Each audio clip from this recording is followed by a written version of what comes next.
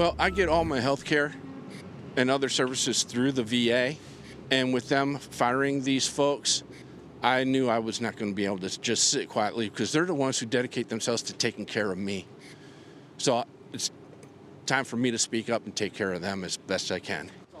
Today, demonstrators rallied outside of the Cleveland Veterans Administration's facility to show support for fired VA workers as the Trump administration continues trimming the federal workforce. Now, Congresswoman Shontel Brown was in attendance there, and while she was at the rally, 3 News' Danielle Wiggins spoke to her about President Trump's joint address to Congress tomorrow.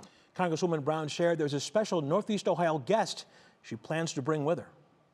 It's about real lives. People's real lives are being impacted. As Congresswoman Shontel Brown left a rally supporting VA workers in Cleveland Monday. All right, thank y'all. Thank you so much. We caught up with her about how she arrived at the decision to invite Greater Cleveland Food Bank CEO Kristin Warzocha to President Trump's Tuesday address to Congress. What the food bank does is provide lifelines for people who are struggling. Brown, who serves on the House Committee on Agriculture, wants Warzocha's presence to put a face to the Republican proposed cuts to the federal budget.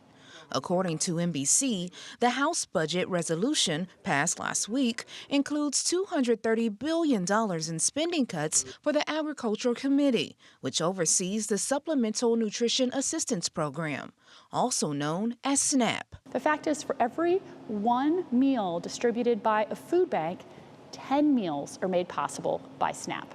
We simply cannot afford cuts to that program. 21% of the people in my district depend on SNAP. That's 1 in 5. So to have someone who's actually in the trenches doing the work that can speak to the needs of the people was critically important to me. On Meet the Press Sunday, House Speaker Mike Johnson defended the budget resolution. We have a $36 trillion federal debt and ballooning deficits. The Republican Party is the party of fiscal responsibility. The American people want us to review the expenditures of the country and get our fiscal house in order, and that's what we must do.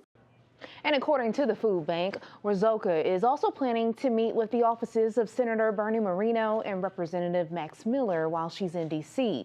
And this comes as Ohio food banks are asking state lawmakers to restore more than $7 million to Ohio's budget for food bank funding. All right, Danielle Wiggins in the newsroom. Thank you.